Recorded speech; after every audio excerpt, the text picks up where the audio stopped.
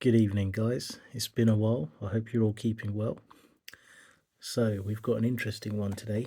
This seems to be one of the hottest watches around at the moment, and I can completely see why. It's the Black Bay Pro, the Tudor Black Bay Pro. So, we're going to do an unboxing today. I've had a look at it already, but I'll just do a quick review and discuss what my thoughts are, and is it really as thick as people say, or are you going to notice it? So that's definitely a hot topic. I've watched YouTube and I've seen a lot of people and a lot of articles talking about it, but you'll sort of see my opinion after this video. So just to let you know, vital statistics, I have a 7-inch wrist. Remember that, because I'm going to get a few messages asking me how big is your wrist? 7 inches. Okay, now to the chase. Let's cut to the chase. Here we go. Now, what's happening when you're buying watches from your AD? Tudor have started doing the same thing as Rolex. So the AD will actually remove the plastic covers for you on the dial and on the strap as well, in a way to stop the sort of grey market, or people purchasing watches and selling them for a profit, which is fair enough, but it does sort of ruin the experience of, you know, your new watch and getting to kind of remove the plastics. It's quite satisfying. I'm sure all of us watch guys and girls enjoy doing that. So here we go. Here's the outside box, and we'll open it up here. Oops, a daisy. I do apologise. That's a bit of shaking around. So very quickly, you've got a guarantee booklet. I've got my serial number on here, so got the guarantee card. I can just block that out with my finger. Yeah, I probably do need to cut my fingernails, but here you go. That's the guarantee card, and you can see the date on there, 26th of May. So it's very, very new.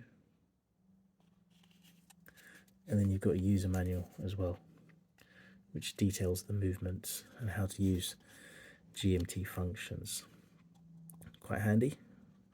But let's get to the good stuff. We have a tag,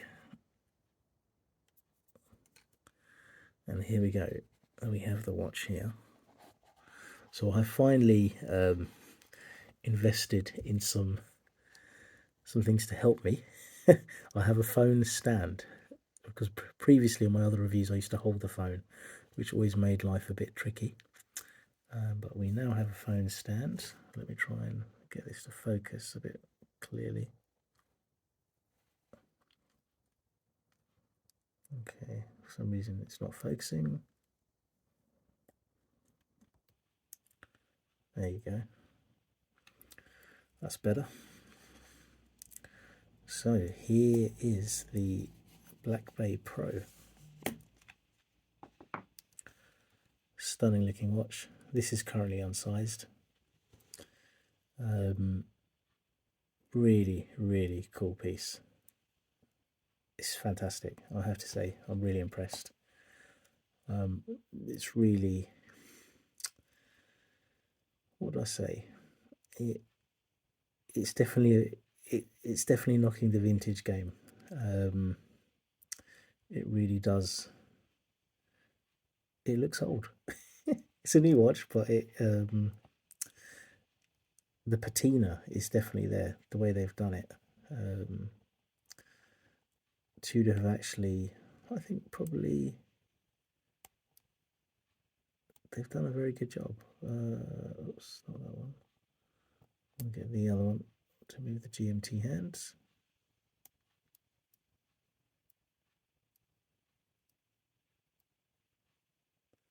Make it a bit easier.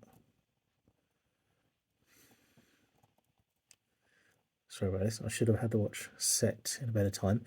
Okay, so as you're probably aware, it does look like a Rolex. The elephant in the room. Is it a knockoff of the Rolex Explorer 2 reference 1655? I don't think it is. I think it's a very cool... Yes, there is an influence, absolutely. But when you look carefully, the main influence is just the bezel, really. The rest of the watch is quite unique in its own right. It's quite Tudory as such. It's got your classic Tudor hands, you've got your snowflake hands, you've got the crown, which is actually out better on this one. It sort of hides the shaft better. It's still there slightly. Not sure if you can see it, but if it's on your wrist, you wouldn't be able to tell.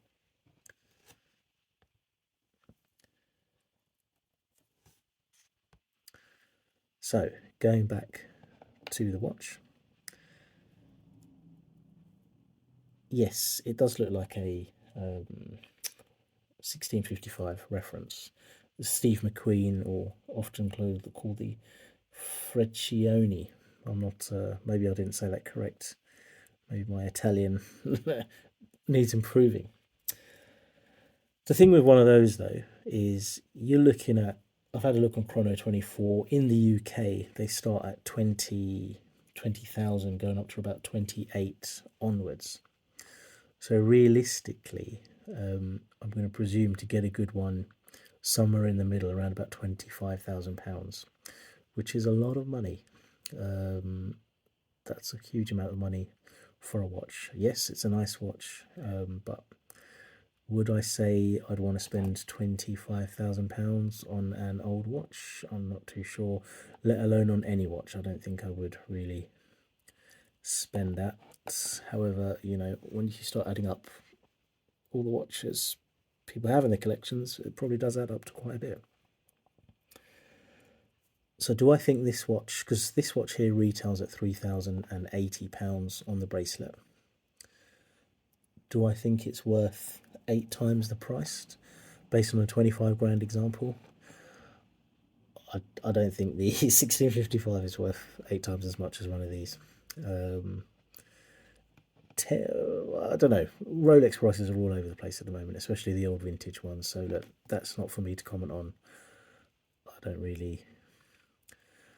The market is the market. I mean, if people are willing to pay it, then that's the price there is. So, you know, that's the dynamics of the used Rolex market. I'm not really want to comment on it. Now, going back to the watch, is it a homage? I think the only main thing that does look like the Rolex is the bezel. The rest, as I said, is pretty much Tudor. And if there is a brand that would be allowed to sort of look or have some sort of old Rolex influence, it's got to be Tudor. Yes, some people like Steinhardt's or other sort of brands, but you know, I'm not really a fan. If anything, it's Tudor or nothing. So going back to the dial, what's cool? So we've got a very yellow GMT hand, and then we have yellow text here hidden away that says 200 meters. I'm not sure if you can see. So it is yellow, it's not orange, whereas the Rolex has orange. This is more yellow, which in a way kind of gives it more of a patina. It looks old. The other quite cool thing is the date wheel. So thankfully it's not white. It's not bright white. It's like a creamy colour that matches the loom spots, and matches the hands and the text. Even the text Tudor is not white. It's sort of like an aged kind of very creamy colour. The dial even Not sure if you can see it clearly, but it's got a texture to it, probably a bit more evident in the sunlight as opposed to under spotlights, but it does have a texture to it, a matte sort of grainy texture. It looks old. For a brand new watch, it looks like it's about 40 years old, which is quite an achievement, I have to say. Definitely, if you like vintage watches, this really will be up your street. Really, really is quite cool. The creaminess is, I've never seen this on a new watch, where I think Tudor have done a really good job. They really have brought it. They've made it look like it's 40, like it's 40 years old. There we go. Just trying to do some close-ups.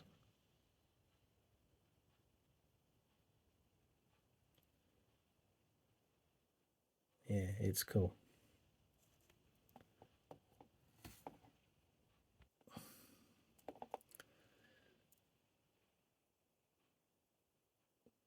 Yeah, if you were to purchase one of these, I think you would be very happy.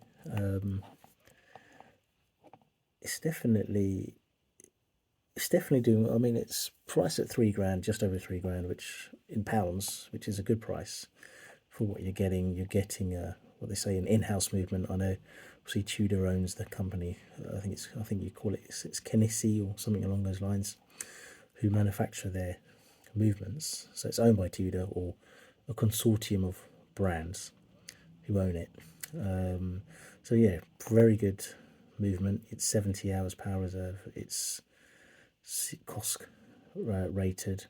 I haven't actually timed this yet because it is brand new, but I'm pretty sure it'll be within the figures. You've got the GMT functionality. You've also got the date, which is quite good, because when you compare it to the original Black Bay 58, which this watch is the same size as in terms of diameter, it just gives it that bit more practicality for day-to-day use as such. I am one of those people that really do need a date wheel, because I forget the date all the time. And again, if you're a traveller, if you're travelling between countries and time zones, yeah, the GMT functionality is going to be quite handy, and then I guess the date as well. I mean, the dial isn't cluttered at all. It's quite a clean dial, just the right amount of text, 3 lines on the bottom, 2 on the top. Yeah, really, really nice dial. It's cool. It's a good design. I think the just right. There's not too much text. It's a good amount of space. Yeah, it's nice. I'm liking it. I also like these sort of loom, what do we really call it, pips as such. There's no sort of metal around it. They're just applied bits of loom. That really does sort of give it quite a vintage kind of old look. Very much like the 4-digit and perhaps early 5-digit Submariners. So yeah, I guess there is definitely a bit of Rolex influence there. But I think what we must always remember is brands, all the watch brands borrow design elements from each other to an extent. I mean, Rolex didn't invent the rotating diver's bezel, but you'd think how iconic the Submariner is that they did. I mean, it's actually blank plane. Again, the actual metal around sort of like the applied indices, Rolex wasn't the first to do it. I think it would have been someone like Seiko with the 6109, 6105 or 6109, the old Marine Master from 1968. Rolex sort of brought it out in 1989, almost 21 years after did they start putting metal around the applied indexes. So brands, they borrow things, you know, but I don't think anyone should really say it's anyone has the right to say it's entirely theirs, but I mean, something as iconic as this bezel, yeah, that's definitely Rolex, 100%.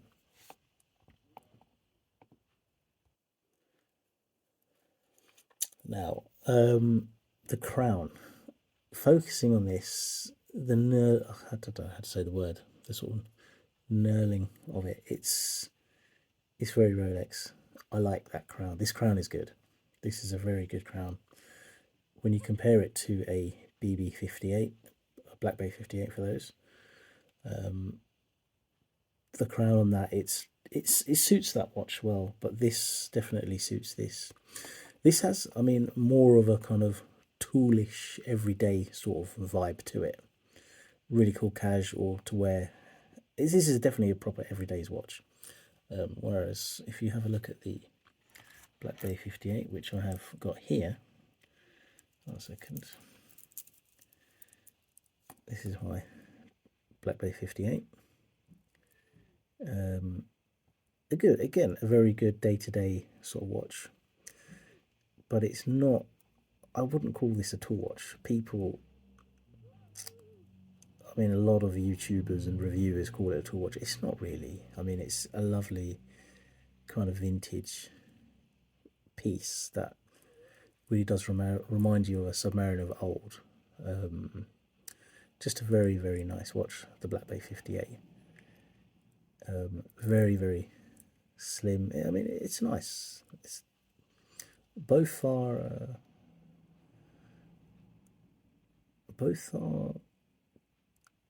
good watches, but one is very different to the other. The Pro looks a lot older than the 58, and that's saying something. I mean, the 58 screamed vintage. It looked like it had patina when it came out. I mean, it does. It does. It does look old. I mean, it's got a vintage sort of look to it, but this one, honestly, it looks a lot older. It really does take the vintage, the level of sort of vintage, the vintage look, a lot further. Be it when you can have a look, you can sort of see they both have sort of raised sapphire. So it's a bit funny to control two watches whilst on the phone. They both have raised sort of sapphire glasses.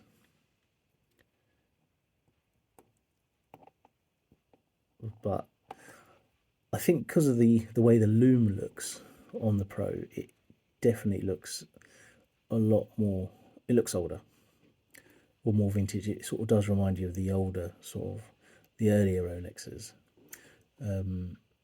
Early sort of the four-digit references to the early fives.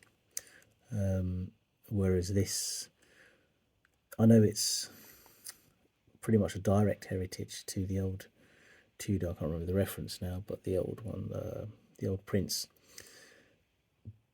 But this one looks older. Let me take some more close-up shots for you, bear with me. So, we've got the Black Bay 58 here. I've owned this watch for around 2.5 years, I think.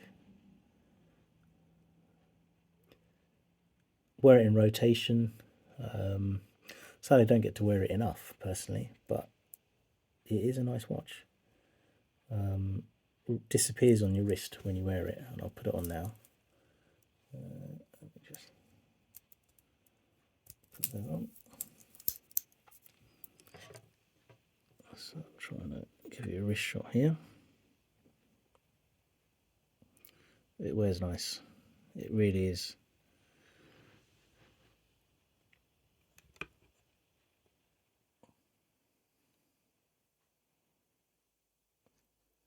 It's a great watch.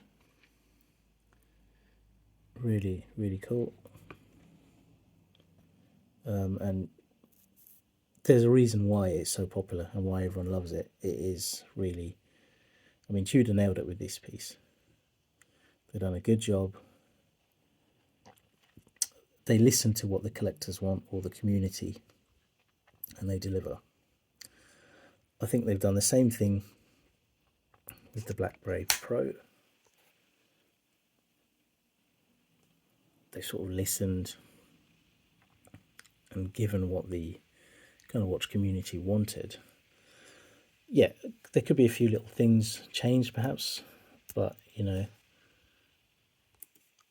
on the whole they've listened. I mean, they listen and they make good watches, what people want to wear.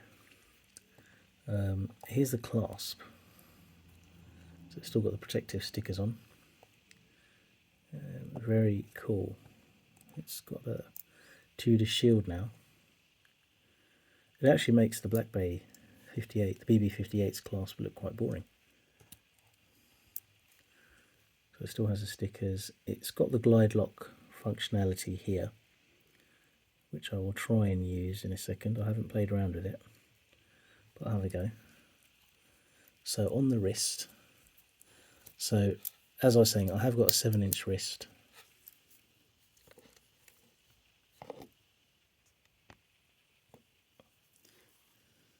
How do we sort of bend this a bit more?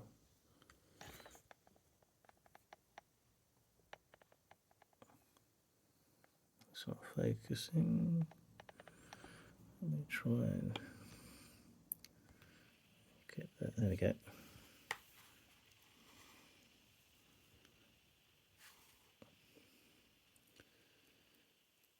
So it wears very well. Now, the big elephant in the room, or what everyone sort of mentions according to all the reviewers, is the thickness. I have to say, my honest opinion is, okay, my wrist is 7 inches, I don't notice it, it's perfectly fine. If your wrist is 6.5 to 6 3/4, you're going to be fine. You really won't notice. You're really not going to notice the thickness. It's perfectly well, it sits well. I mean, it sits fine on the wrist. Let me just adjust the position. Give me a second. Right, here you go. So it sits very well on the wrist. It's really not noticeable. It's perfectly fine, honestly. I think a lot of the YouTubers are being sheepish, just looking for something to nitpick about. And honestly, I think Tudor have done a really good job. I'm not paid by Tudor or anything. I actually own the watch. But no, honestly, I don't think you've got anything to worry about. Yes, if your wrist is small, it might be a bit lopsided or a bit on the heavy side, but I think this is a sort of bracelet watch, if I'm honest. It's not really, it does weigh something, but I think if you wear it on if you're a bracelet kind of person, you'd love it. I think I'm a bracelet sort of person. I enjoy the watch. I think it's good. But if you aren't, and you want to put it on an NATO or whatever sort of strap, it might then be a bit more noticeable. But again, I haven't done it, so I couldn't really tell you. But this, again, everything I'm saying is my own opinion. So you're welcome. Everyone has it. Everyone is entitled to their own opinion and their own sort of, I mean, what they think. But I think, honestly, there's nothing to worry about. It's just such a load of bollocks. It wears well. The size is awesome at 39mm. It's not too bulky. It is a little bit thicker, but really, I mean, it's marginal at best. Try to take it out a bit more. And I brought a few other watches to compare the thickness, so you kind of get an idea. Let me bring them out now. Give me a second. So here we are. I brought a few other watches to compare the thickness with. We have a very, how do I say, small G-SHOCK. This is a JDM Special 7600.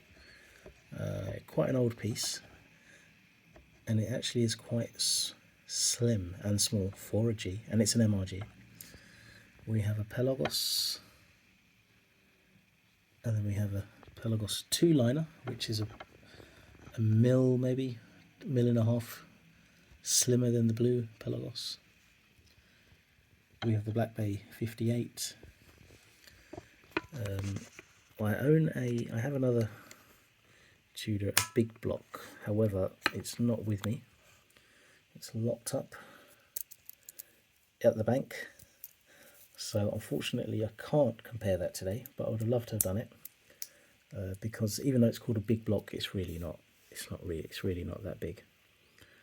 So let's get the old calipers out and start doing a comparison for the thickness.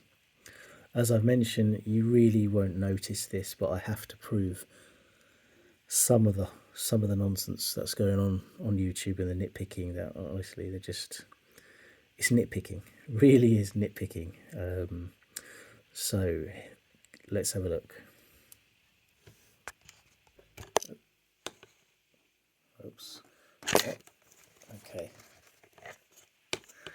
Bit of an error here. I think the phone is lopsiding. Hang on. Okay. Let's pause this for a second. Okay, there we go. So calipers have been zeroed. They have got some protective covering on them, so as not to scratch the watches. And let's measure the thickness. So easy to do looking at it. Hang on. So at the thickest point, we're getting a 14.4 level of thickness. 14.12. Already out. Let's double check that. Okay, so around about the 14 mark. 14 point, I don't know, 14 and a quarter. Let's call it that. Okay, back to 0. We have the blue Pelagos with the in-house movement, so it's slightly thicker. Really, really cool watch. I love this. On a summer's day,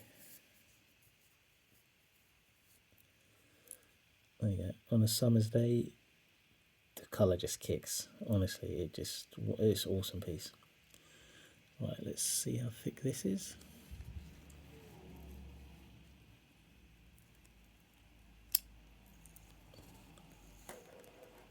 So Pelagos is coming in at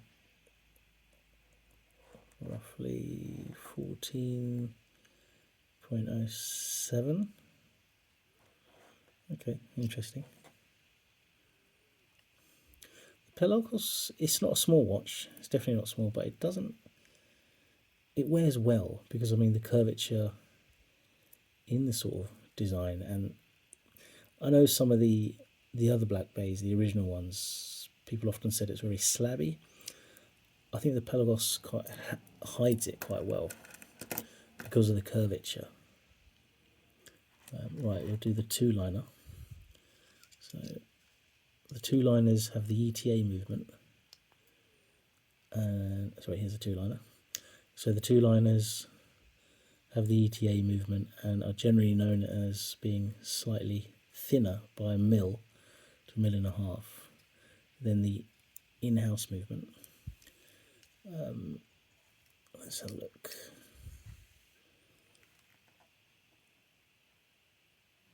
Yeah, it is thinner.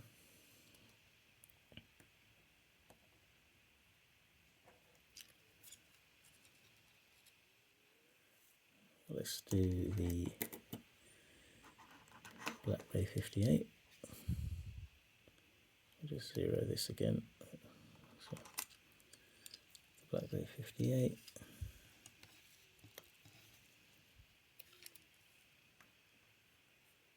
Right, that is quite a bit thinner.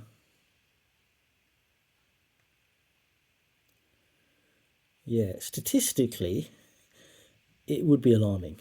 I mean, you'd think definitely a couple of mil, OMG, what on earth, it's going to make a massive, massive difference.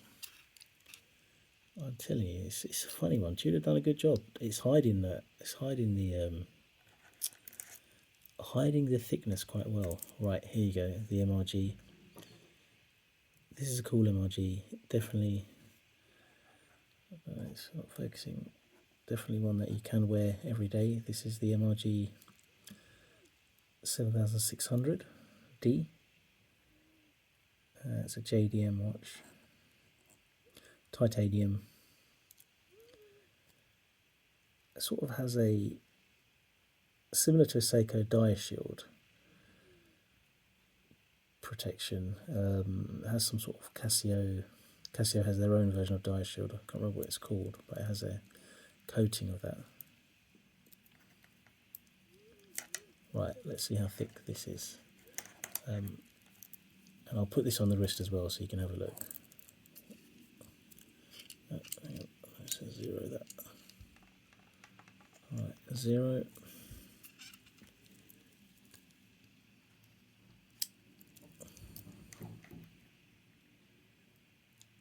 So this is roughly the same sort of thickness, give or take, as the Black Bay Pro.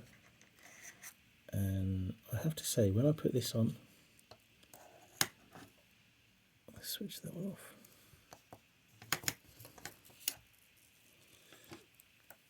It really doesn't seem that thick. There you go. Let's put that on. Close the clasp. It's got a really cool lock on it. I'll do a proper review on this because I'm sure people might want to see it.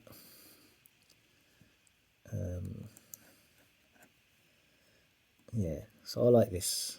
I like very much one of my favourite G-SHOCKs, just because of the way it wears. But this has a good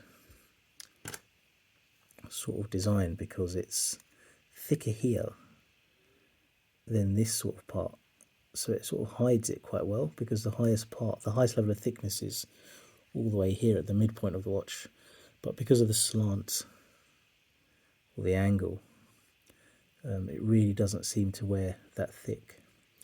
And I say, yeah, even though the Tudors have a bit more of a slab sort of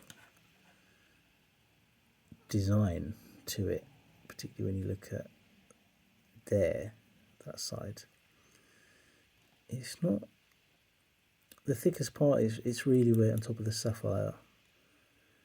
This will sort of fits within your wrist quite well, so it's, I don't know, statistically you'd be worried by it, but honestly on the wrist it wears perfectly fine.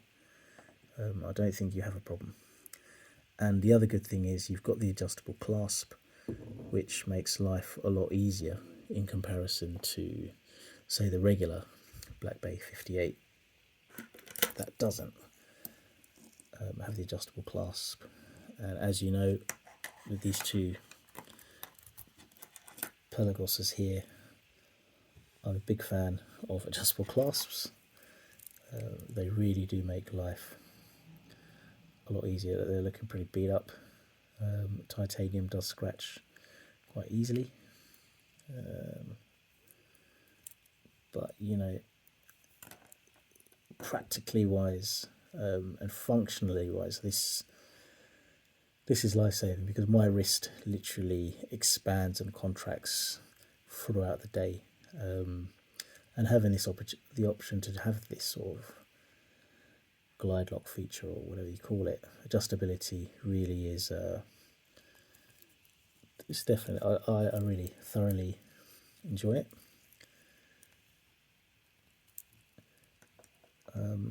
And what people may ask is which one wears better. It's interesting. This one is a little bit thinner. It does kind of wear a bit better, but then I often find that even though I enjoy not having too much text, it is a little bit bare sometimes, whereas this one has too much text. I think if they had just reduced by one line on the blue, it would be just that bit better, because it is a big, the way, I mean, they're not huge watches, but they're not small, the Pelagoses. But look, I can do another review on those, and I can promise you it's not going to be as long, because the time now is already 3 o'clock in the morning, and you know, I need to get some sleep. So thanks a lot for watching, guys. It's a long one, but I might do some editing and cut some bits out. Thanks again for watching. Please subscribe. I've got a lot more watches to show, and any questions, put them on there. Thanks.